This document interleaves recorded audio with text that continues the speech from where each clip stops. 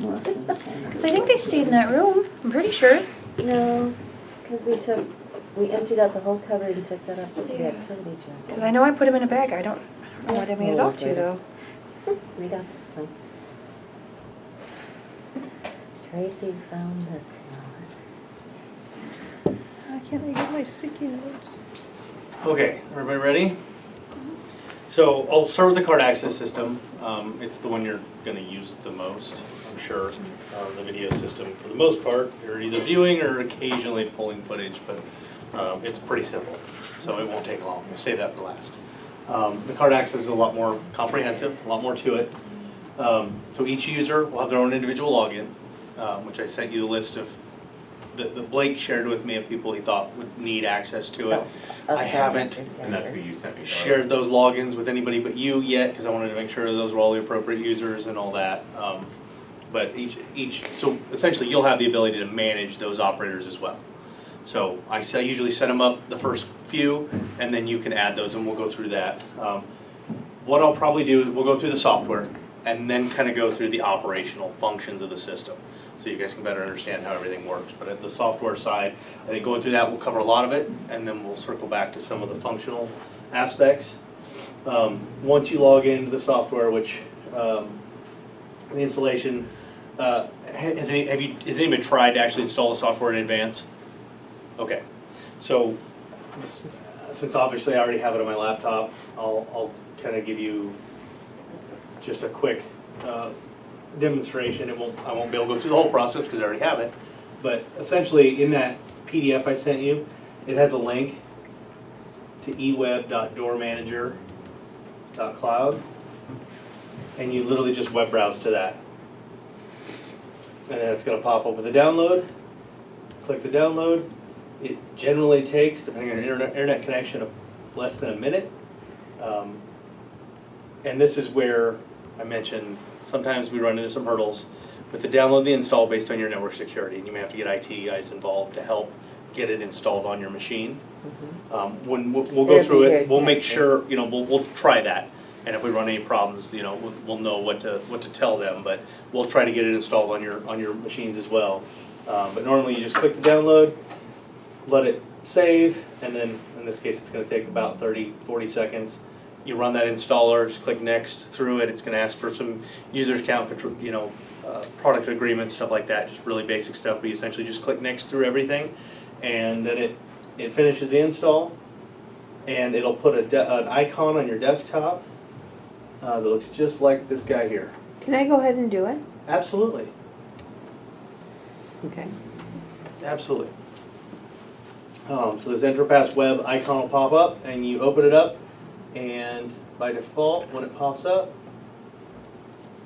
it's going to give you, mine's going to look a little different just because I manage a bunch of other sites. Yours is not going to have the option to log into multiple sites.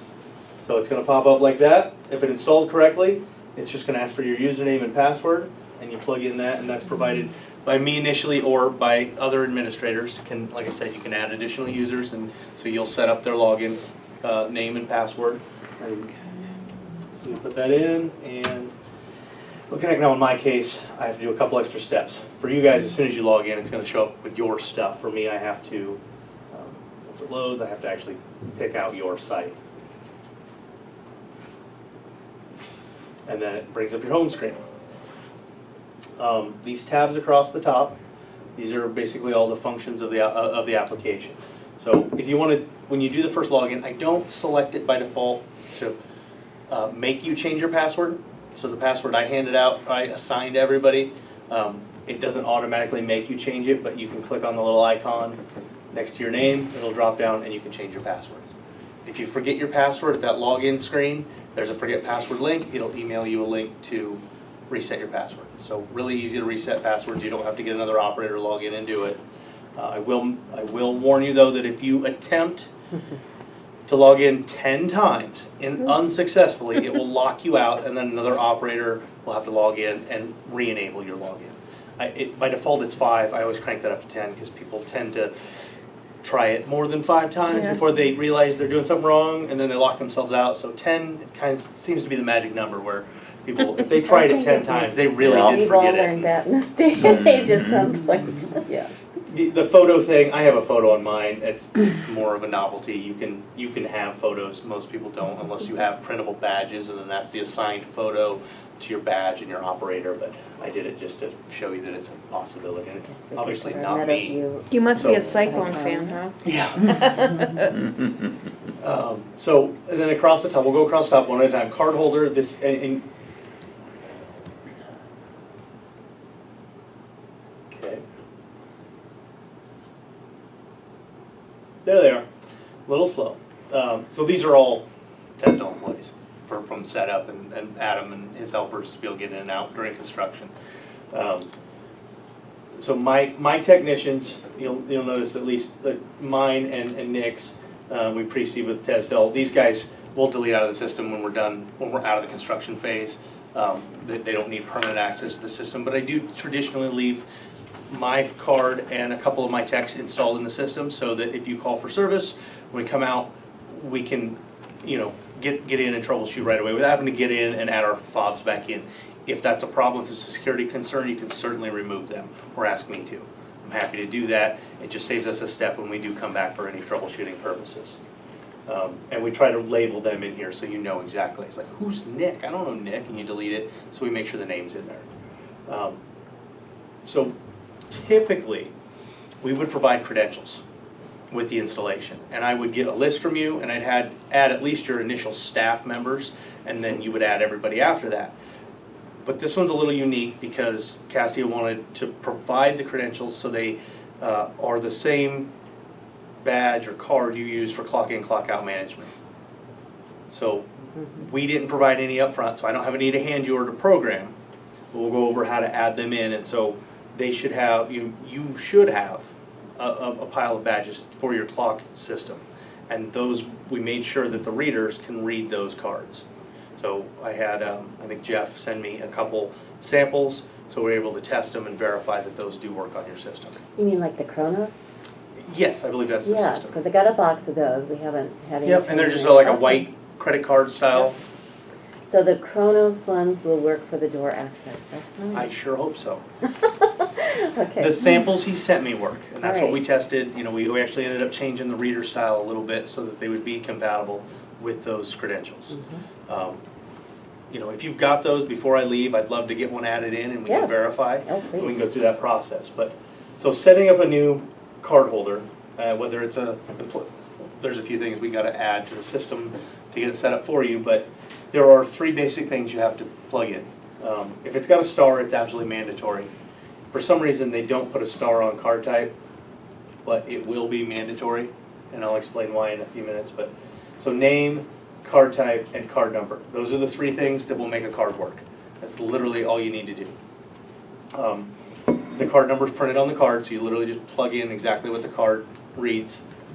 In most cases, I'm going to go to an existing, so if we look at mine, you should see a couple, because I carry a couple different flavors. I think I'm on the guest Wi-Fi, so it's Card probably, type, what would the if different this ones be? loads. It's been that way Cassia today. Network.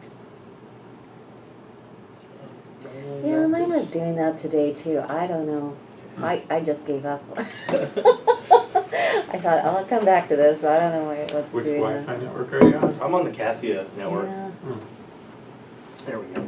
So under mine, I've got 3 different credentials. I carry one on my keychain, one on my wallet, and one of them is one of the test credentials they gave us. So your card readers will read our credentials. I can provide you with credentials if you need me to, but they will not work with your Chrono system.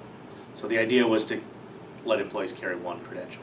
But if you Yeah. wanted, if you decide that it makes more sense to have a different credential style for the tenants, we can certainly provide credentials. They both work on every reader. So if you wanted to have if you didn't want to use the Chronos badges for tenants, we can get you little keychain fobs that will work with the system as well. So when you enter those, though, there's just going to be a series of digits on the card. In case of both the ones that we tested and ours, it's going to have 4 characters, alphanumeric, a colon, and then 5 characters, 5 numbers. And it's vital you put that colon in there. If you don't enter it, exactly how it's printed on the card, it won't work. It'll let you save it, but it won't work. So I usually tell people that when you're adding new card holders, especially the first few times, add it, go to any door, make sure it works before you hand it to them and assume it works. The card type is essentially what's going to assign the access levels. So this is what's going to define what doors they can get into. And it shows up down here. It looks a little redundant. So technically, you don't need to use card types. What you need to assign is access levels. But what I do is build everything in a hierarchy to a card type. That way, it's not only a little cleaner for you, because you know you're just changing stuff up here, and you don't have to worry about it down here. And the reason I do it, and it may never be applicable to this site, but I do them all the same. If you were to add a second site, same management group, and you need cards that work at both sites, you would have to add a card, come down here, select an access level for Johnston, select another access level for Waukee, select another one for Norwalk, whatever the case is. Whereas the card type selected, which we don't have all configured yet, this Z Master is going to work. If you assign Z Master, it would automatically assign master access to all sites. So while it seems redundant here because you only have one building, I do it that way for future expansion. Like Clyde, yes. So I haven't, these are the default, this administrator, employee, maintenance. We'll tweak those to your needs. So you'll have exactly the card types that you need that fit your application. But once you assign that, it will automatically select the appropriate access levels. So is there something that lists like all the doors, like for residents, for their access versus employees? Is there something, how do we know the levels of what's We'll get, accessible? Okay. We'll get to that one. So within here, you can assign up to 5 cards per user. So if you want to have one in your wallet, one in your car, one in, a backup in your office, you can do up to 5 per card holder. So you don't have to build a Josh Fob 1 and a Josh Fob 2, you can assign 5. And not only does that come in handy for people that like to have more than one, but the other thing is if somebody loses, like if I lost the card in my wallet, I could come in here and check it lost or stolen, and then add a second one and click save. The new one would work, the old one wouldn't. The lost or stolen tab is something I suggest using regularly for any card you don't get back. Whether it's a terminated employee, a move out, whatever the case is, if you don't physically get it back, tag it lost or stolen, leave it in the system for 6 months. Because if somebody tries to use that card as it's tagged lost or stolen, the next time that somebody logs in, it's going to pop up and say that somebody tried to use this lost or stolen fob. It's not going to let them in, but it gives you an audit trail that somebody found it and tried to use it. Maybe the guy that lost it found it and he still has it and he thought he'd be sneaky and have an extra card, or whatever the case is. It gives you an audit trail. So I suggest leaving that in there. If you get it back, by all means, from the main screen, we'll go back and you can just delete it. If you get the card back, just delete the entry. But otherwise, tag it lost or stolen. It comes in handy later. And watch out for this end date and expiration hour. So as you add a fob, I've had, clients that come in, they add the fob, they click the calendar, and they're like, oh, okay. Well, what I did was just create a card that expired the moment I created it. Not ideal. So this is a spot I typically would never use. You're not going to end a specific fob and not others. There's another spot where you can do that. So for the 99% of the time you're going to come in, name, card type, card number, save.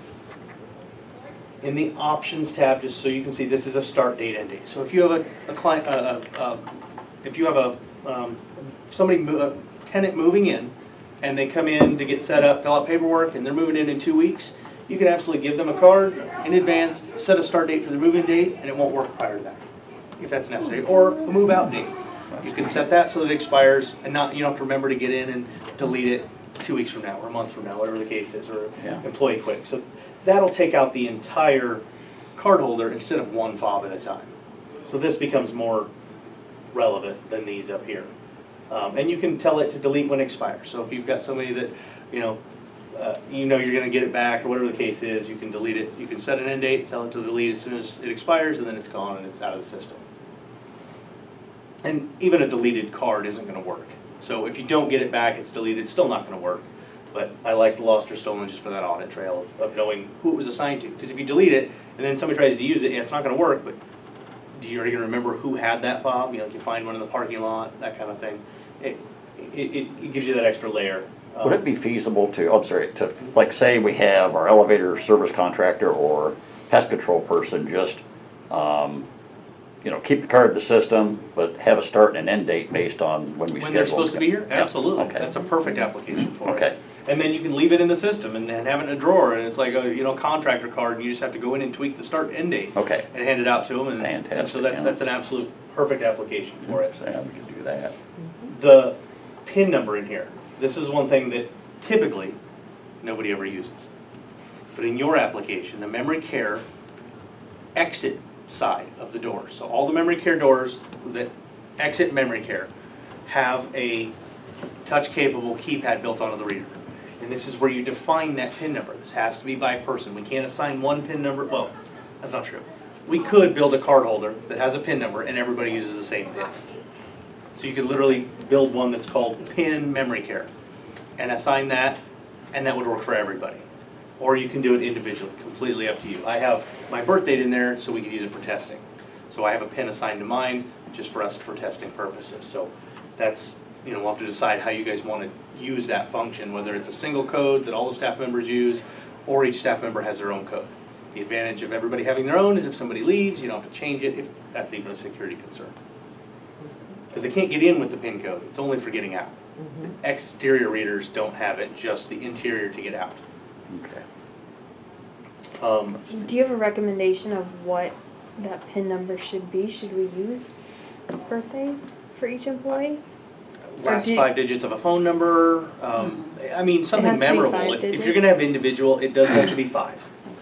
Okay. If you're gonna do individual, I would, you know, certainly do something memorable, but not necessarily easy to guess. I mean, Right. I don't know the specific application for you guys and, you know, how big a security concern it is. I think it's more just that if they need to get out quickly, they don't have to dig for a fob and they can punch in a code to open the door. Again, I don't know the exact use case, but there's a couple different ways we can handle that. You can literally just build I mean, I've been to senior living facilities where the memory care PIN code is 1, 2, 3, 4, 5, and they have it written on the wall. So that is just for, so all of the employees could use the same PIN number Absolutely. because It's we would really a all have matter access to. of what you're comfortable with your application. They have that at Newton Village, yeah. So, let's see, and it's just a backup. You know, your card will still, your fob or card or whatever you're carrying will still Oh, perform okay. the same function. It's an either or. It's not a both. I thought You it was don't have to both. card and pin, and we can do that, but I didn't think that was the expectation. It was just to have that secondary means of egress because the space is locked down all the time. So if there's an emergency and a staff member's running to get help and doesn't have their fob, they don't have to run back and get it, they can punch in a code. And there's a global override switch in memory care as well that'll unlock everything. So there's a couple backup, you know, so it's a redundancy to ensure you can get out when you need to. The multi-swipe feature, and I'll get into what it can do later, I have it turned on and enabled on my user, again for testing purposes. It may not fit your needs at all, but what it does is it can perform a function on a reader where you present your card and then within 3 seconds you present it twice, the double swipe. And there are different things we can do with that. And typically, we have it unlock the door or toggle the lock. There's different functions I can do. I can have it toggle. I can have it unlock for an hour. It's a static time, so if we set a time for an hour, it's an hour every time. You know, but there's a couple different things we can do with it. So a good example would be like the salon. Let's say you've got a cleaning crew that comes in and they like to prop that door open to clean for an hour and then move on. Well, if they prop the door without unlocking it, if they just card in and prop it, it's going to squeal. And that's intentional because it's to tell you the door is not supposed to be open, to let everybody know, hey, this door's been propped open, kick it closed. So you either have to get in the system and unlock it, or the double swipe function comes in handy where they could double swipe the door, it unlocks for 1 hour, and then locks automatically after an hour. Or toggles the door open. So for, you know, again, easier for you to interpret where the need would be, but we can we can manipulate the multi-swipe function on every reader to do a little bit different thing. We can toggle the lock, we can lock the door, we can unlock the door for, long-term, permanently, or for a timed duration. There's a couple different things we can do, but it gives you a little more flexibility without having to get people logged into the system to manipulate the doors.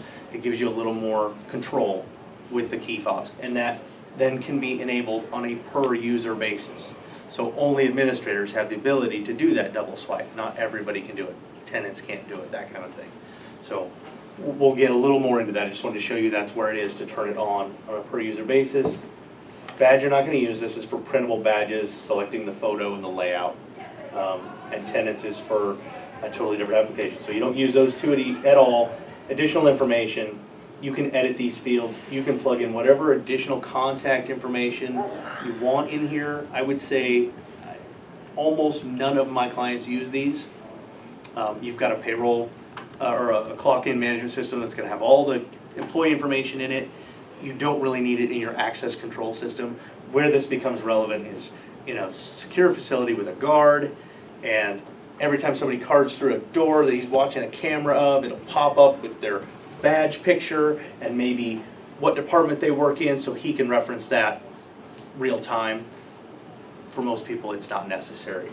I would say that the only play in this application where I've seen it is that we change this one to apartment number, and you can tag the apartment number in that field, so that you assign a fob or a card for Bob, and then you plug the apartment number in. But at the same time, I like to put that in the name of the card holder. I'll put Bob Smith 216 right in the name. So if 2 years down the road Bob moved out a year ago, and who's Bob Smith, and you know what apartment he was in, that kind of thing. It's a nice little extra data to have in there for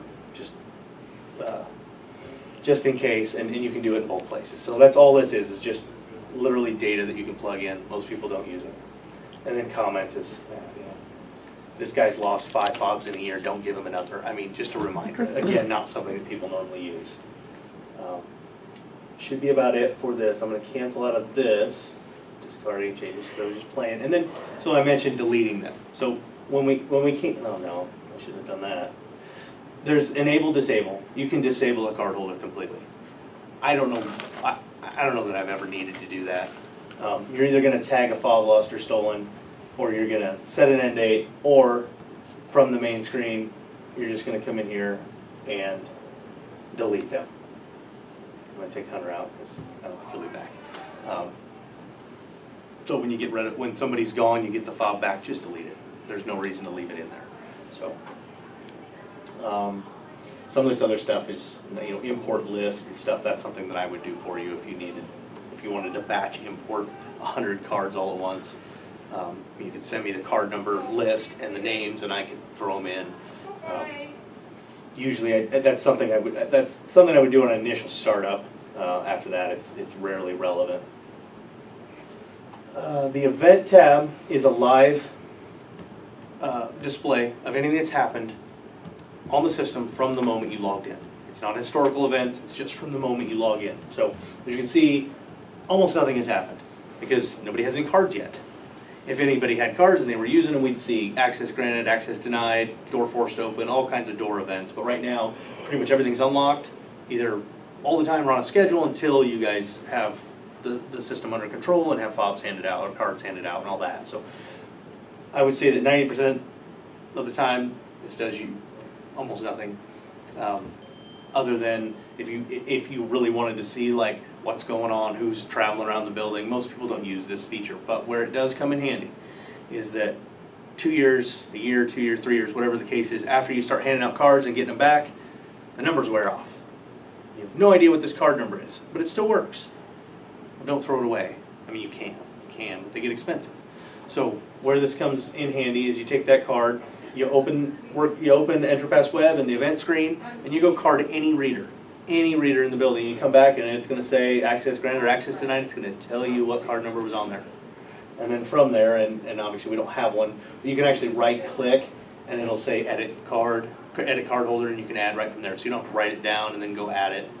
Or, the other thing that's nice about this is you can have multiple tabs. So you can have a tab for the event screen, And then the second tab, have the card holder open, and then just, have that as a reference. So you go back and like, oh, here's the card number, now I'm gonna go add it back in, add it as a new card holder. I would say that's probably about the only thing you'll use this for regularly. But it does show you absolutely everything that's going on. So if you wanna keep track of who's coming and going, it's a decent way to do that. As are the cameras, and probably a little quicker and easier than trying to read this. So just, the video tab, we don't have any integration of the video. It's clunky and annoying, and you're gonna be better off using the camera software that comes with the system. It's gonna be a lot simpler, but that's all it is. You won't use that. The map, we don't do this by default, and I've only done it a couple times, but we could actually take a graphic overlay of the building plans and plug in the card readers on the system. And so, from that graphic overlay, you can see what the status of the doors are, and that is very rarely necessary. In fact, I've never done it on a multi-story application.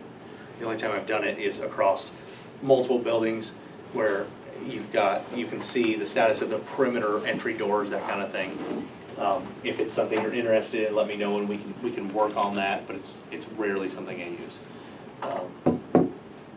And I can eliminate some of these from your display, but I don't, because as soon as I start taking stuff away from you, from your logins, it starts to create other hurdles and headaches where, oh, well, I need to be able to do this and it won't let me. Oh, it's a different permission, so I try to leave everything on there for you, keeping it simple. There's stuff on there you don't need, but it's simpler than trying to take it away and then causing other headaches. So the system the core system is built to do a lot bigger applications with guard shacks and stuff like that. So it's got a lot of extra features that you don't necessarily need. The operations tab, so the card holder is the one you're gonna probably use the most, adding and editing cards. Operations, you'll probably be in the second most. And so by default, every single time you open the application, it's going to turn all three of these checkboxes on. You do not need to see relays and inputs. They're a product of the function of the system as it correlates to the doors, and not something you need to manipulate directly. So you can check those off on smaller systems. I tell people not to worry about it. When you've got this many doors, it gets a little cumbersome to look at all that stuff, because every door has a relay and 2 inputs, and so it makes for a really big list. None of those matter. They do matter to me, and I need to relabel that one. Some of my guys don't spell so good. The doors is the one you need to get into. It's the one you need to manipulate. So if, like as you can see, if it's green, it's unlocked. If it's black, it's locked. And then you get this little icon as well. It's going to verify that it's locked. Sometimes you'll see, like this is showing the door is open. It's unlocked and open. If it's locked and open, and not supposed to be, it'll be blinking at you, kind of really getting your attention. And then there'll be a little alarm light here to let you know that it's forced open, if you will. Because the system wants it to be closed, and it's not. So it's unhappy, and it's going to let you know. So it's got a graphic representation of that. Some of these other, obviously lock status, this is going to tell you that it's unlocked on a schedule. That's the little clock. If you see a little person here, that represents that it's unlocked by an operator, which means that Nick got in there and just told it's unlocked. We didn't assign a schedule to it, but just to make sure people could get in until we have you guys set up to fully manage the system, to make sure you're not getting locked out of these interior rooms. Right now I have all the exterior doors on a temporary schedule, so they're unlocking from, I think, 6 in the morning to 5 p.m. to ensure that construction workers can come and go as they need to, but it's not leaving them unlocked all night. And we'll tweak all those settings to what fits your application. As you click on a single door, just a single click on a door, it brings up some menu options up top. You also can get those menu options by right-clicking on the door, and you'll see there's more options there than there is across the top. So the top gives you your basic operations, the stuff you're going to use the most. Lock, unlock is exactly what it sounds like. It's going to toggle the position of the door. If it's locked and you tell it to unlock, it's going to stay unlocked until you tell it to lock. It's permanent until you manipulate it otherwise. The one-time access is simulating a card read. So it's going to unlock the door for 10 seconds or until it opens. So when you badge a card, or when you present a card, the door unlocks for 10 seconds, and if you open it, it locks immediately, to try to prevent pass-through. So if you open the door within 2 seconds and it closes again within 4, you don't want to unlock for another 6 seconds to let somebody else get in. So the system is set up to lock immediately after it opens, and the one-time access is just simulating a card presentation. I have a question then. If when they have timers, like a memory care is what I'm thinking about. So let's say we have some people, they have to really slowly open the door. They're going through with wheelchairs, maybe a couple of wheelchairs. So it's taking them a little longer to get through. Will the door just start going off with the alarm, or? We can how does extend work? that timer. So by default, I don't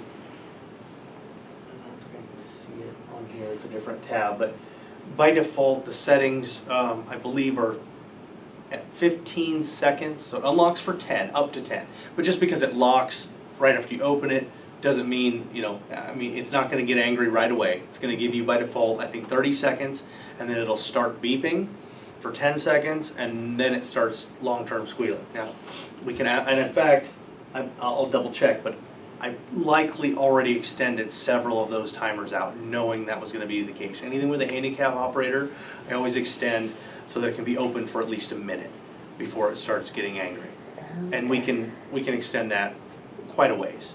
I try not to extend them too far because we don't want them getting propped and left, but at the same time, yeah, I understand that there's gonna be doors that it takes a while to get people through, and you've got multiple people passing through and that kind of thing. So we can adjust those. If you've got doors that are squealing, that are nuisance squealing too soon, just let me know and I'll adjust those settings a little farther out. The temporary unlock is what it sounds like. It's gonna unlock the door for that duration. So within the right click menu, it's set to 10 seconds. Up here, you can adjust that. You can adjust it up to, I think, 8 hours. And it would literally unlock for that, whatever that duration is, and then it will lock automatically after that timer expires. And then back to schedule, if you've got a door that, this probably won't apply here. The example I give is if you've got a retail store, the door unlocks for business hours 8 to 5, or even your front door, your public door, let's say it unlocks from 8 to 5, and there's somebody at the reception area to greet them. And the receptionist calls in sick, and there's nobody to sit there, you can lock the door. And then maybe she shows up at lunch. You're like, oh, well, we want it to unlock again. You just go in and say back to schedule. Or, if everybody leaves for lunch, it's a different application than you guys have, but that back to schedule is exactly what it sounds like. If the door was on a schedule and you told it to lock, you overrode it locked, then you want to go back to the schedule, that's exactly what that does. You can set and clear schedules from here. Right now the temp construction, you just literally you just click set schedule, you pick the schedule you want to apply to it, click select, and it's going to apply that schedule to the door. If we wanted to take the schedule off the door, clear unlock schedule, and So it what wipes does it the out. front door say right now with construction? Just out of It's curiosity. 6 to. 6 to 5, There and we then go. I set up 6 to- the 7. That's actually not doing anything. I just set up a second interval there. I think I originally had one set for Saturdays, and then when I wasn't confident there were people here on Saturdays, I switched it to this holiday 4, which made it invalid. So we'll go through, we'll get through, what we need to set up for schedules and access levels and stuff like that, and get some of this stuff adjusted for you. The arm and disarm is irrelevant because you don't have security. This disable reader, I always bring it up. You'll almost assuredly never need it. But I want you to know what it does. So I click that, and this little icon just changed to a circle with a line through it. What I did was disable that reader, literally disabled it. No card will ever work on that door as I just set it. The only way to unlock that door, now it's unlocked so it doesn't matter right now, but the only way to open that door would be through the application right now. So be careful of that one. It used to prompt you, are you sure? And they decided to get rid of that, which I think was a terrible idea. Because it happens. People accidentally disable reader, they click the wrong thing, and they don't know it, and then everybody's locked out. The only application I've ever used that for was when COVID hit, and we locked down fitness centers so that people couldn't get in them. So apartment tenants couldn't get in the fitness center. That's the only time I've ever used it in 18 years. And then the rest of this stuff down here, I would say that you shouldn't need any of it. Disable door contact is not something you're gonna be doing, or manipulating the door contact in general. The last access is probably, I mean, the full status gives you a text readout of what the images, the graphics are telling you anyway. So it's gonna tell you it's locked, or it's unlocked on a schedule, everything's normal. And then the last access, that one does kind of come in handy just to see who the last 5 people through were, which are obviously all our guys, because they're the only people with cards. And so that's pretty much all the door functions. Anything else? I don't know that you guys have access to this tab. I try not to give administrators access to this traditionally, because you can break a lot of stuff. And it has very little to do with administration and a lot more to do with setup, and I'm happy to do that for you. We're happy to call you. Absolutely. So that tends to make both our lives easier. If you, like I said, like the door squealing thing, if you need to extend the timer, just shoot me a message. It takes me a couple seconds. We don't have to worry about changing a setting that shouldn't be changed, that kind of thing. I can absolutely give you access to that if you want it. I prefer not to, Okay. for both of our sakes. And we're, part of our contract agreement for the hosted application on this is that we're gonna cover those. That's part of our fee, is that we expect you guys to reach out to us, to me specifically for now, but eventually we're working on building a website so you can submit support requests. That way it goes in a queue, and I'll have multiple people that can manage it. Right now it's literally all me. So you can email me directly, we'll make the changes, let you know, and so we'll make those adjustments for you. There's several things within the system that you're not gonna do very frequently, you're gonna forget how, just let me know. And we'll cover another one of those here in just a moment. In fact, the report tab. I'm gonna warn you, this is a little glitchy. They've somewhat fixed it. The last version of the software, if you clicked on report, it would just crash the application. It's gotten better, but it's still a little tedious. So you can go, I'm not even gonna try it right now. If you need a usage report, and the idea being is that you need a historical report. I need to know when Joe came to work the last 3 weeks. And we can go back and see when he carted in the building. If you need that, just email me. I can run it so much more efficiently on the server. If you tell me what it is you're looking for and the time frame, I can run a report in a matter of seconds. I can filter it for the results you specifically need and email you a PDF. And that's gonna be a lot more efficient than you trying to figure out how to run the report on here. You can certainly try, but I'm happy to run the reports for you, and it's gonna be a lot more efficient. That would usually that's about the only thing we get asked to see the reports. Who came in at 3 in the morning? I wanna know who came in the building, that kind of thing. Or, you've got a time clock system, so you're gonna have an idea, but if you've got an employee that says, hey, I was here on time, and the time clock says you're not, you can go back and see exactly when they came in. That's usually the use case for that. Action Scheduler is not one that many of my clients use, but it's designed to build a one-time event. So let's say you're gonna have, normally that front door is locked all the time and people have to buzz in or whatever the case is, but you're gonna have an open house and you want it open to the public. Instead of trying to create a schedule or going up and double swipe and then have to remember to lock it again, and it's a one-time event, you can literally just set up open house and then say, I want to temporarily unlock door at this date for 4 hours and save. And it's done. And the door will unlock. Again, that was under scheduler? Action Scheduler. Action It's scheduler. designed to be like a one-off event thing. So if we need, you've got somebody to come work on the treadmill, instead of issuing a fob, you can just say, hey, we know they're gonna be here from 8 to noon, just come in and tell the fitness door to open from 8 to noon. That's the intent behind it. They can do some other stuff, but that's the one that, there's a lot of other stuff in here as far as firing relays and other stuff, but usually it's, traditionally just unlocking a door, or you can say unlock and you can create another event to lock, or I tell people, for the most part, you're gonna go in and say temporarily unlock the door, set the duration, and you set it and forget it. And so the door's gonna unlock for that time span, and you don't have to remember to change a schedule or manipulate the door at that time. So you can do it, a couple weeks in advance.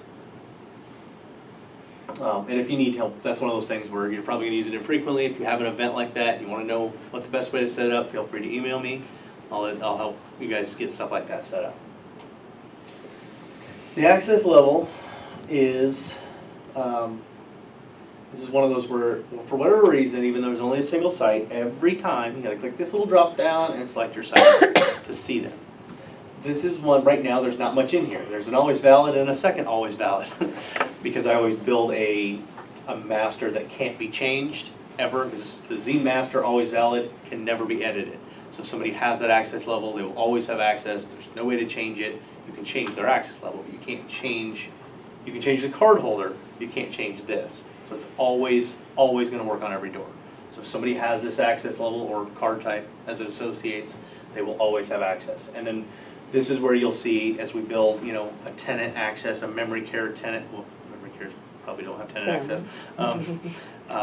But employee, first shift, employees, whatever we decide are all your card types.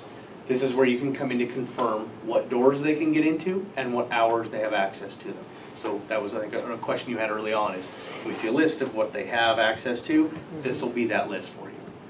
And you guys have the ability to edit these. So if we have an employee, I'm just, for the sake of example, employee first shift access level, and they have access to X doors from 8 to 5, and you decide, I want them to have access until 8:30, or I want to add a door, you guys can certainly edit these things.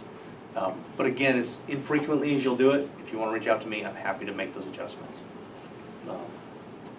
Once we get everything you need set up, this stuff rarely changes.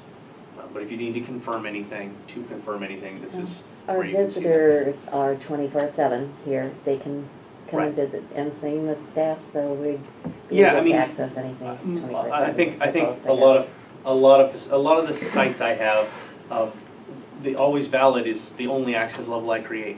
And so there's two avenues of thought when it comes to card access systems. You can build a very strict, stringent 300 levels, and everybody has very specific access, and lock everybody out of what they don't need to. Or you can give everybody access to everything, knowing that there's an audit trail of where they went and when they went there. So we can do whatever option or anything in between. We can set up whatever you need, for that, for the access levels. The schedule is probably, again, depending on how we set stuff up, probably the next most common used cardholder operations, and then schedule where, I mentioned if you've got doors that do unlock on a public schedule, which I don't know that you're necessarily going to have. I think most of your doors are locked all the time. But if you did have doors that were unlocked, maybe the salon opens automatically for 4 hours a day, and you want to tweak that, you can absolutely come in here. We'll have a schedule called, D equals. So I'll preface all the schedules with a letter, other than the always valid. That's always valid, and I can't change it. You can't change it. It's literally always valid. But every other schedule I build, I'll have a D equals, and that's for a door, or I'll have a U equals, and that's for a user, for card holders, and then I'll label, so like D equals, fitness center. And I'll usually type the hours right in the schedule. So right in the description, you know exactly what it's for and what it's doing, how it's defined. But if you want to change the hours, say the fitness center has a schedule on it for unlock, and you want to tweak that, you can absolutely come in here and edit. So it won't let me edit that one because it's uneditable, but you can just come in here and do the start time, do the end time, select which days, and you can add up to 20 intervals. So you can have Monday from 8 to 10, Monday from 2 to 4, Tuesday from X to X, and so on. You can build up to 20 intervals on a single schedule. I'll go over holidays briefly, but I don't think you're going to need them. So if you were to have, I really can't imagine you guys use holidays in this application, but what a holiday is, so let's say the 4th of July is on a Wednesday. If we define a holiday of the 4th of July and define it as holiday 1 in the holiday tab, the system then no longer sees July 4th, 2022 as Wednesday. It's now holiday 1. Wednesday is out. It doesn't know about Wednesday. It knows holiday 1. So within the schedules, if you don't have holiday 1 checked, it won't do whatever's assigned to that schedule. So if you had the public entry door set for Monday through Friday, 8 to 5, and you don't have holiday 1 checked, and you define the 4th of July, it's no longer Wednesday, it's holiday 1, the door would not unlock. And conversely, if you have schedules applied to a first shift employee, but you do have holiday 1 check, then they could still get in on the I 4th of can see July. where that'd be good for some businesses, not Yes, ours. I Yes, do for not sure. think you'll need it, so that's why I just wanted to let you know how it works. Yeah, that's Because it is a little interesting. convoluted. When you create a holiday, you're like, well, what does that mean? And the reason there are 4 is what I just described. If you have a holiday where you don't want the doors to unlock, but you do want users to get in, but maybe you've got other employees you don't want to get in, you've got variations. So you can have different functions within those defined holidays. Used to use I that in government absolutely buildings. don't see a use case here, but Yeah, just not wanted here, to but- glance over it. So, and this is another thing where, when I do have the need for holidays with clients, I tell them, let me know what you want it to do. I will help you set it up initially, and then all you have to do is go through every year and adjust the dates for the floating holidays, and it's done. It does get really complicated, so if you guys determine you have a need to define holidays, let me know how you want it to work, and I'll help with that. Just really easy breezy here. This is the operator tab, so I'll have to ensure you have the right to see all these sometimes, because I build them, and then when you log in, you won't see them, so I have to go through and edit that. But if you add an operator, if you add another employee that has access to this application, you'll be able to see them and edit them from in here. So you can come in and you can change their password. If they get locked out, it is going to do so somewhere. Oh, right here. It'll show up as disabled instead of enabled, and you just got to re-enable them if they get locked out for too many bad passwords. Again, something you're gonna probably use so infrequently. If you want me to do that, just email me a username or the first and last name and an email address. I'll set it up and email them the password to get in, and the PDF of how to install the software. But it is something you guys can manage yourselves. I don't think that's her name. Is that a real person? You're gonna have to ask Blake. I got the list from It's him. Ellerman, isn't it? Ellerman, yeah. Ellerman, I don't Yeah. know, I believe, I just copy and pasted the emails I received. maybe Not way to- back not to when push I this got all it around. wrong, We'll who get it. We'll knows? get it cleaned up. I could have been asleep that day. Yeah. We'll get it cleaned I up. didn't cross counter the names in the email either, so. So, like I said, I'll make sure you have access to them, and that way you can Gotta make sure I manipulate got and it right. edit these as needed. Tenant list comes back to an apartment intercom system, you're not gonna need that. The site info is, I probably don't have anything in there because it's another one of those areas that you don't really need. If you had 60 buildings here, then this might be more relevant to plug in some details, but with one building, not one we use. And then that hardware setup is one where I talked about, I have access to it, you guys probably won't, and that's by design typically. If you want it, let me know. I'm not gonna restrict you, it's your system. I just start out that way to try to help everybody, so. That pretty much gets us through that and the functionality. So then, what we do need to, I guess, confirm is what, the stuff that I'm missing, the stuff I didn't have the information on to set up as far as access levels and potential schedules. So, is there a need to create restricted access levels? Are you gonna need to hand out cards that only get in during certain hours or No. certain doors? Or are you comfortable with always valid all doors for everybody for now? And we can certainly change it later. Like the med room, only the nurses are going to be able to, only the nurse and the med techs will have access to the med room. I won't even have access unless I'm working the floor as a med person. So, yeah, for legal points, Absolutely. that's a- So basically, the most- create an always valid all doors and an always valid, I'll change the name of always valid all doors to always valid with med. And then create another one that's always valid no med.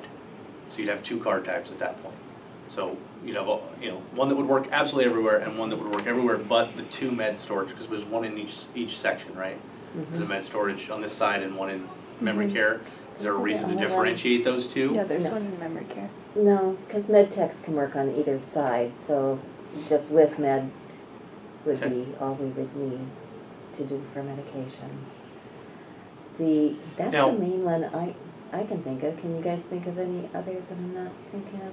I mean, the residents will have just their door access, outside door, any outside door, so that they don't get Now, locked out in the back or, in the middle. what or about whatever. memory care? if it's a non-memory care. Now, obviously, the memory care residents aren't getting cards to come and Right. go.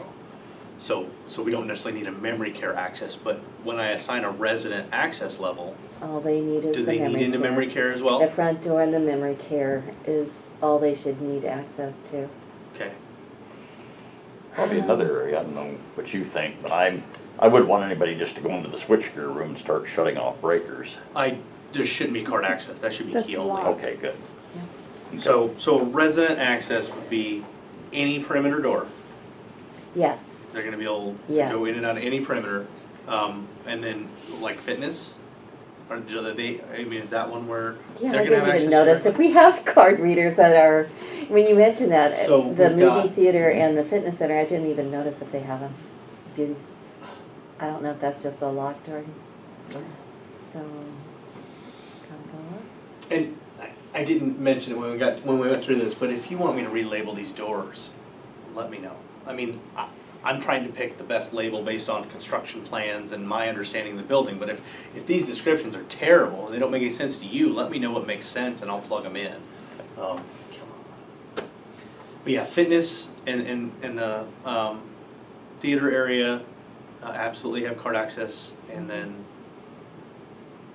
I think other than meds, The art studio, does that have one too, or is that open? I don't think so. I don't believe we put it on that. There were a few, originally we had it on all the like amenity type rooms, Mhm. and they peeled back some of them, I think because, you know, they're not, they're probably gonna be more planned usage, and so they'll be opening them up when they're in use. Okay, there it is, okay.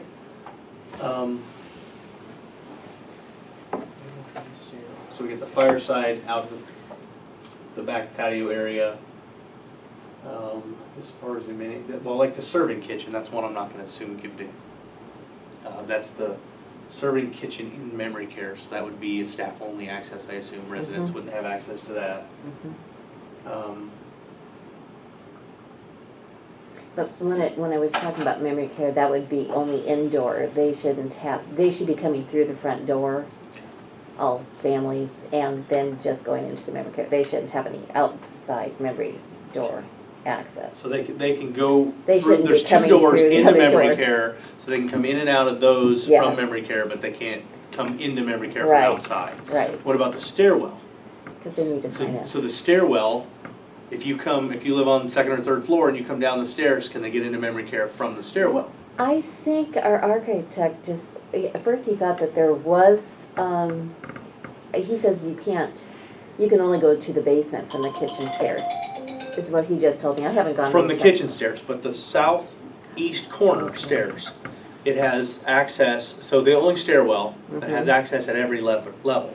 Because the idea being that you can't get out. The premise being that if you somehow even got into the stairwell from memory care, you still can't get out of that stairwell without a card read. Mm-hmm. So the residents are gonna have access to, find the descriptions. They're in there. Third south, there's a third southeast and a second southeast stairs. So from the stairwell into the apartment levels, the residents are obviously gonna have access to those to get out to second and third. But if they were to take those stairs, like if they lived on third and they go all the way to the southeast corner, can they come down and go into memory care? No, they have to go through the main one, Okay, so very that good. healthcare workers can see them. I don't know if this applies to him or not, but I guess as far as people getting in and out of the garage, yeah, we can work that out later. I have nothing to do with Okay. that. What Good. about the spa, So yeah, that was, the AL spa? so we've got It would spa, only be employees. that's, yeah, so they'll have to open the door and then, Yeah, you know, yeah, just okay. essentially be open for business. It's essentially treated like a retail establishment. Yeah. Okay. So basically we'll do the rest of the perimeter entries, other than the exterior access to memory care for residents. They can still get through from the interior hallway to memory care. And then I assume they're not gonna have direct, well, okay, so fitness, let's cover that one. Are they gonna be able to cart into fitness anytime? Residents? Residents? Or is that also similar to the spa where somebody has to be in there? Or is that, Oh, we haven't talked about that one. I think they could go anytime. And traditionally, usually there's still has a been open. restriction on hours for fitness centers. Not that your clients, your residents are gonna be, you know, in there, you know, deadlifting 300 pounds and grunting and making a bunch of None noise, of our but equipment is dangerous. that it's they just couldn't, cardio equipment, I'm would assuming. need to but- be supervised, And so.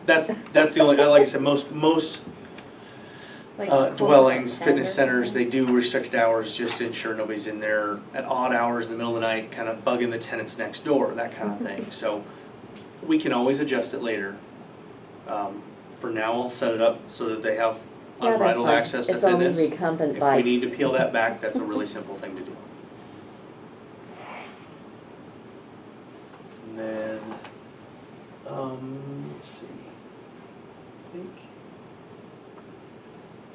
access to that, those two. No spa fitness, I think that would be it. I don't honestly remember where the bistro entry door is. Is that an exterior door? Yeah. Yeah, Yeah, it is to the. next to fireside, yeah. Yeah, Okay. cause there's the 2 firesides and there's one more to Yeah, the okay, south. so that'd be another one that they'd have access to, okay. Mhm. That should be pretty straightforward. I'll get that, so I'll build, you'll have your always valid, which will include, you know, like I said, I'll relabel it to include meds, and then have one that does every door except the 2 med storage. And they'll do a resident that'll do all the perimeter doors, stairwell doors, that kind of thing, for apartment access and garage access, not from the overhead door, but from the garage up to the building, into the elevator lobbies, that kind of thing. They'll have all that, all the public access areas, and fitness 24/7. No spas, no meds, obviously, and no memory care exteriors. And Correct. if we need to tweak that, you know, you find a use case. And one thing I would absolutely suggest is that when you get to start adding these cards in and assigning this resident, I would send somebody around with that card and test it. We'll create a card for resident access and send somebody around and be like, try to break it. See what kind of trouble you can get into, and then report, and we'll adjust it as needed.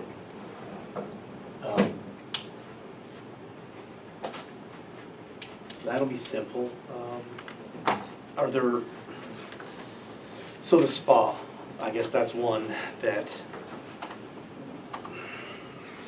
is, what, I guess, we may have to figure this out, I guess, as far as how they're gonna use the spa. Obviously, you're gonna have a stylist, I don't know how Oh, this works, the but spa they. is our bath that fills Okay, up. okay. So they have to be on our bathing program to use that, so Gotcha. that'd be staff only.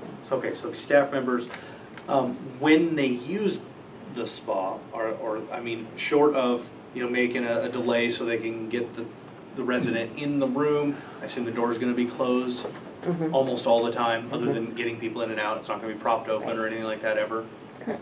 Okay, just wanna make sure we didn't need to put some, you know, the ability to keep it propped open for longer periods. But I will extend that, that's one of the doors I'll make sure I extend the timer on so it doesn't squeal while they're getting people in or out. Just tours, but we can close the door when we're touring.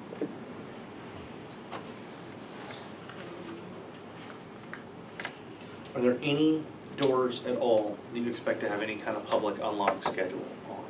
Or unlock schedule at all? No, Every door is locked all the time? yeah, I mean, I know some places have like restaurants that are open to the public, Sure. they can go in and out, but we don't have that. Okay, I won't worry about that for now, if that, and what I'll probably build, into the resident access or the card type, I'm gonna build a schedule for the fitness center into that.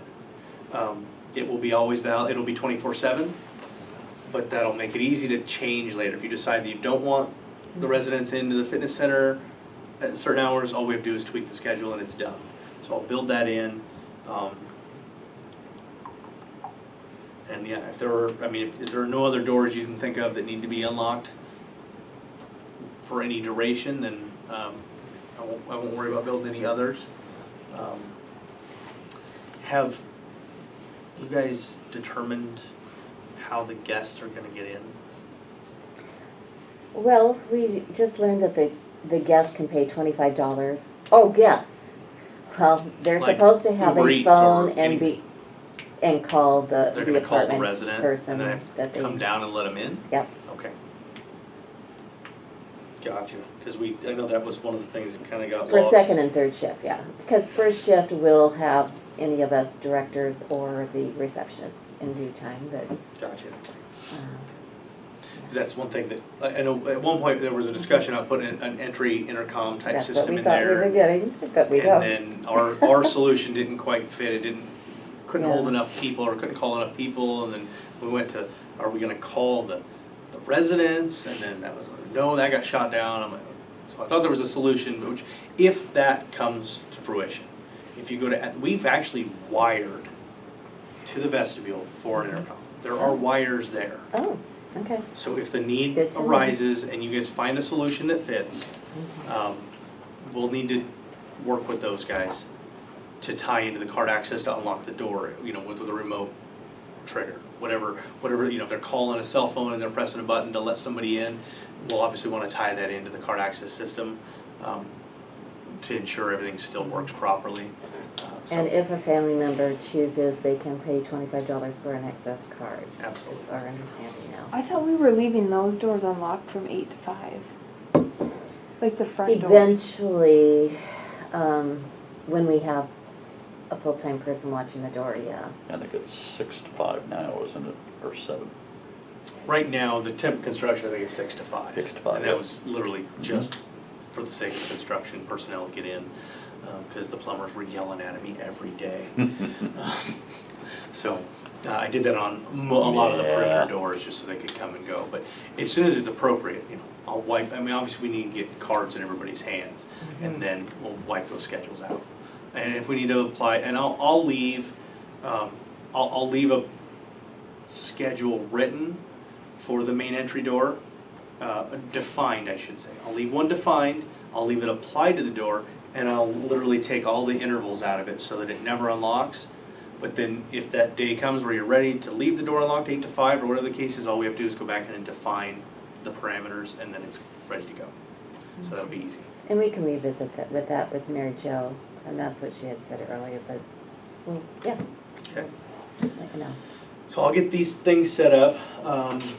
Do you have one of the cards, the Yeah. Kronos cards? I I'd think like that to was- get one of those added, and we can go through that and just make sure that works Fantastic. before we get too carried away. I've got one. Do you have one for the door that's over by kitchen access? It's kind of, I don't know what door that would be. The one that's like right behind the kitchen in that little hallway. Mhm. If we could get a double swipe on that, just so we could keep it open while I get truck, that wouldn't be bad. Yeah, Well, and the other thing we can do, and that's, I think that would be, It's Is a that really low memory care risk south? door. Is that memory care south, or? It's right next to the memory care unit. Yeah. Because like you go out of the regular kitchen, But it there's goes a door outside, right in right? between. Yeah. That I one think does, that's the yes. serving Serving kitchen kitchen, door, okay. I believe. Is it the serving Okay. kitchen? Because There there's you go. there's an entry into the MC dining, Yes. and then this is just, the door you're referring to is just west of that. Just west of the dining, and then there's the kitchen area, and then there's a door behind it, on the other side of it, right? There's a corridor that goes down between the main dining and the And serving memory care, kitchen. yeah. I think that's what it's And it's the labeled one as, right at serving the end of kitchen. the hall, yeah. Mhm. Because if we could get any kind of extension, he's not even here usually for more than an hour. I was gonna say that's even being generous with an hour. So we can do, we can absolutely do it. We can set up, so, multi-swipe.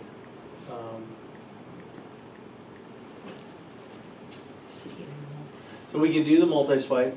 The other thing, is that we could set up the unlock time, or the extended, no, that's not unlock, that's not the spot I want, in contact. I can tell it that it's okay to leave that door open for 2 hours and it won't squeal. It wouldn't necessarily be unlocked. That way, as soon as you're done, you close it, it's Mhm. locked again, Right. but it would stop it from squealing. So we can do either one, whichever you think is the best fit. If you want to be able to, leave it unlocked and closed, and it just keeps opening to bring stuff in, then the double swipe would probably be the best That's fit. more where I'm at, Okay. because he's got. That way, that way it can stay closed and not propped open. Absolutely, so. just go So in you said here. it's 2 to swipe open and 2 to swipe closed to It's lock? gonna Okay, cool. toggle the lock. It's All right. literally gonna, 2 swipes will turn it green, and then 2 swipes again will turn it All red. right, that'll work for me, thank So you. that was something different than what I thought. We've got our badge maker is supposed to be working with the Kronos, Mhm. so that must be the access, so it's an Yeah. all-in-one. Yeah, And that's already set up with our laptop in the other room. okay. with the iCloud. We just needed to fit in our, which we have now, we have the Meadow logo and everything that's gonna print onto there with everybody's name. So, when I said you're not gonna use the event tab, I lied. You're gonna use it a lot more than you thought. But I'm gonna go swipe this on the front door, you can stay here. I'm just gonna Okay. go card it so we can see, because this doesn't give us the first 4 digits Oh. on the card, only the last 5. Now, I will say that within a package, those Right? first 4 should be the same on every card in that package, but I can't guarantee that. So we'll have to test a few, but in theory, they should all be the same first 4, and the last 5 will be unique. Okay. So I'm gonna card this on the front door so we can see what number it is.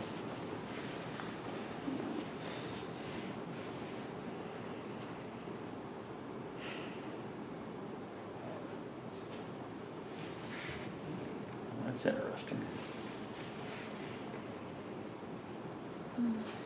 Access denied. Does something come up on the screen? Yep, probably because it isn't programmed, No. that's, yep. Okay, Yes, so it did. access denied, card unknown, it's 000C. So more than likely, every credential in that box is gonna be 000C. It's a site code essentially. So it's unlikely that they put different site codes in a single box. But if you run any problems with them, that's gonna be the first thing to look at is what number, full 9-digit number pops up. So from here, I can say display card holder, and then literally just plug in the name. So, take this card and select a card type of, now I haven't assigned these yet, I haven't built all that because I didn't know what access levels were built, but in theory, you know, the administrators, let's say this is the full master with meds, and then it would automatically assign, and I'll relabel a lot of this stuff, so it'll match your needs a little better. Of course, it didn't actually plug in card number, that's what I was afraid of. So, at least the rest matches, so. And like I mentioned, you gotta do the colon, or it just won't work. That was another thing that they've kind of gone backwards on, where if you didn't have the colon or didn't have the right number of digits, and you went to save, it'd say, no, that's not gonna work, invalid card. And then they decided to get rid of that, and so then people forget the colon, and the card doesn't work. And then, yeah. So multi-select. I can't see, it's just a space now? It's a colon. It is a color. Colon, yep. See, I And can't so, see the color. on Gotta the, get my oops, glasses. on the event screen, it'll pop up, it'll literally show the whole thing, you know, 000C colon 29304. It's gonna give you the full thing, so you gotta put it exactly like it shows on there. Save that. And that worked, and if you're missing anything, so I make the card type a required entry. It doesn't have a little star, it won't add the star next to it, but if you try to save it and you forget the card type, it's gonna warn you. And if you try to put in a card number that's already in the system, it's gonna tell you, it's already in the system, it already exists. So I'm gonna go test this real quick, make sure it works.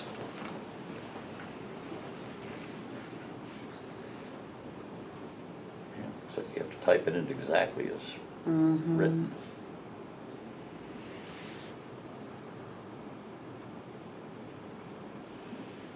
There we go. You're bougie. Fantastic. Perfect. Mhm. So that's a functional card, and will actually work Yeah, absolutely it everywhere wants right it. now. And then we'll run it through with the look.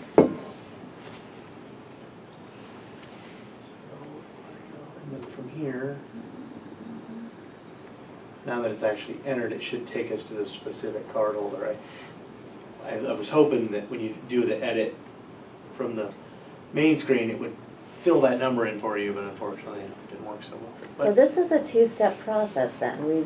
We do this for the door access, but then we've also have to run it through And you that machine to put our logo and our, Yep. whatever, our names and our titles and everything like that. absolutely, so yeah, and you can do that in either order.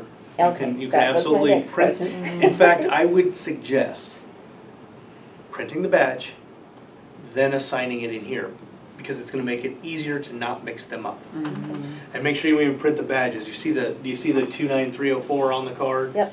So, you know, usually they're set up to print on the opposite side of that number. Mhm. I assume you're just doing front side only? on your badges. Yep. So I would keep that number on the back so you can still read it. So this would be the back, then with this Correct. information, we Yep. print on that side. Sometimes Yes. they put the 3 little gray dots, like at the top. I Yes, didn't know if we're those had them for the supposed to punch. have That's- a puncher. Yep, and normally they have little Yeah. dots to tell you exactly where to do that. Yep, and it shows it. Perfect. If you punch it in the wrong spot, it will no longer work for either system. There's literally just a copper coil in there. If you disrupt it, it's over. Oh, yes, and he even clipped it to show me the copper coil. Okay, yes. So, like I said, I've got some stuff I'll get added in.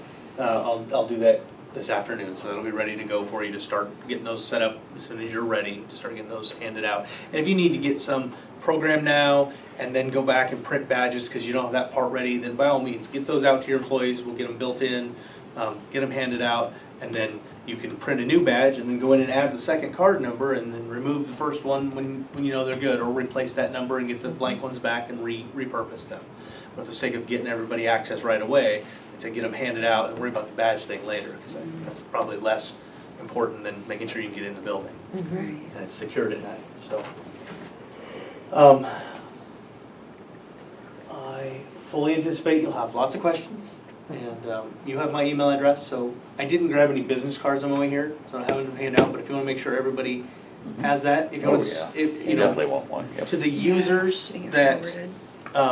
that are gonna have the EnterPass access, if you would just wanna forward that email I sent, it has the install instructions and passwords for their logins, I just send that to those people and then they'll have what they need to get in. And any other questions about the access control? You'll have some when you get into a little bit more, I'm sure, and that's fine. Whatever questions you have, I will say that email is probably the most efficient way to request information or assistance, just because I'm constantly running around doing this, and so I don't miss emails. I miss calls and text messages. They get overlooked, and so email I check every night, and I usually do a lot of this stuff at night. So if you need stuff, I'll do it at 7 o'clock at night. Well, with the 4 of us with our brains together, we can probably walk through it if we have questions, and if we don't, if none of us Yeah, know, we will just let email me you. So we'll move on.